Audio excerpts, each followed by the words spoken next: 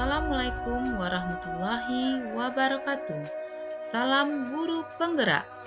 Kami akan memaparkan hasil diskusi kelompok kami, yaitu tentang konteks sosiokultural di daerah yang sejalan dengan pemikiran Ki Hajar Dewantara. Perkenalkan, kami dari kelompok 1 calon guru penggerak angkatan 11. Saya Rizky Luciana SPD dan dua rekan saya Pak Alvendra SPD dan Ibu Elvi Rosita SPD. Selanjutnya, kami akan perkenalkan Ibu fasilitator kami, yaitu Ibu Yayu Rahayu MPD, dan pengajar praktik Ibu Ani Harun SPD SD MPD, dan juga Ibu Opviani Ananda Putri SPD. Baiklah, kali ini saya akan menjelaskan tujuan pembelajaran khusus, yaitu peserta mampu kenali nilai-nilai luhur kearifan budaya daerah asal yang relevan menjadi penguatan karakter murid sebagai individu sekaligus sebagai anggota masyarakat. Inilah 3 bentuk bahan diskusi kita. Yang pertama, apa kekuatan konteks sosiokultural di daerah Anda yang sejalan dengan pemikiran Ki Hajar Dewantara? Yang kedua, bagaimana pemikiran Ki Hajar Dewantara dapat dikontekstualkan sesuai dengan nilai-nilai luhur kearifan budaya daerah asal yang relevan menjadi penguatan karakter murid sebagai individu sekaligus sebagai anggota masyarakat pada konteks lokal sosial budaya di daerah Anda. Ketiga, sepakati satu kekuatan pemikiran Ki Hajar Dewantara yang menebalkan lampu murid di kelas atau sekolah Anda sesuai dengan konteks lokal sosial budaya di daerah Anda yang dapat diterapkan. Di sini, saya akan menjelaskan pemikiran Ki Hajar Dewantara. Pendidikan dan kebudayaan adalah satu kesatuan yang tidak dapat dipisahkan. Pendidikan adalah tempat persemaian benih-benih kebudayaan dalam masyarakat. Ki Hajar Dewantara memiliki keyakinan bahwa untuk menciptakan manusia yang beradab, maka pendidikan menjadi salah satu kunci utama pembentukan peradaban bangsa. Kita masuk pada soal pertama, apa kekuatan konteks sosiokultural di daerah Anda, terutama Sumatera Barat, yang sejalan dengan pemikiran Ki Hajar Dewantara?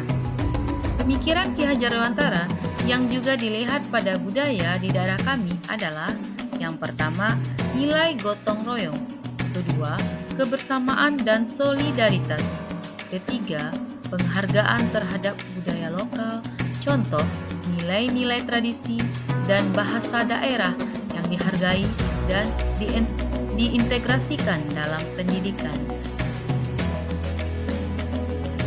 Nah, soal yang kedua yaitu bagaimana pemikiran Ki Hajar Dewantara dapat dikontekstualkan sesuai dengan nilai-nilai luhur kearifan budaya daerah asal yang relevan menjadi penguatan karakter murid sebagai individu sekaligus sebagai anggota masyarakat pada konteks lokal sosial budaya di daerah Anda. Ki Hajar Dewantara percaya bahwa kata-kata memiliki kekuatan besar untuk membentuk hubungan. Bagi Ki Hajar Dewantara, cara seseorang berbicara mencerminkan karakter dan nilai-nilai yang dimiliki seseorang. Dan sebagai seorang pendidik, Ki Hajar Dewantara juga menggunakan bahasa sebagai alat untuk mendidik dan membentuk karakter. Nah, di sini nilai-nilai kearifan lokal dalam adat Minangkabau dalam menjunjung tinggi budi pekerti dan kepribadian tergambar dalam Sumbang Duo Bale. Sumbang Duo Bale memberikan contoh bagaimana sebaiknya perempuan Minang bersikap dan berbudi pekerti luhur. Nilai-nilai ini juga dapat digunakan oleh peserta didik yang perempuan khususnya, apalagi dewasa ini, sebagai pedoman dalam bersikap dan berperilaku yang menunjukkan kepribadian. Sumbang dua bale adalah peraturan tidak tertulis dalam adat Minang yang berisi tentang tata krama dan nilai sopan santun. Di dalamnya termuat 12 ketentuan dan larangan yang mesti ditaati oleh setiap perempuan Minang. Adapun sumbang dua bale adalah yang pertama sumbang dua, kedua sumbang taga, yang ketiga sumbang bajalan, yang keempat sumbang kato, yang kelima sumbang calia, yang keenam sumbang makan, yang ketujuh sumbang bapakayan, yang kedelapan sumbang karajo, yang kesembilan sumbang batanyo, yang kesepuluh sumbang jawe, yang kesebelas sumbang bagawa, yang kedua belas sumbang kurenah. Selanjutnya yang ketiga, sepakati satu kekuatan pemikiran Ki Hajar Dewantara yang menebalkan laku murid di kelas atau sekolah Anda sesuai dengan konteks lokal sosial budaya di daerah Anda yang dapat diterapkan. Di sini kami mengangkat tema sumbang kato, di mana sumbang kato adalah sumbang dalam berkata-kata, yaitu mengucapkan kata-kata yang tidak sesuai dengan situasi atau menyinggung perasaan orang lain.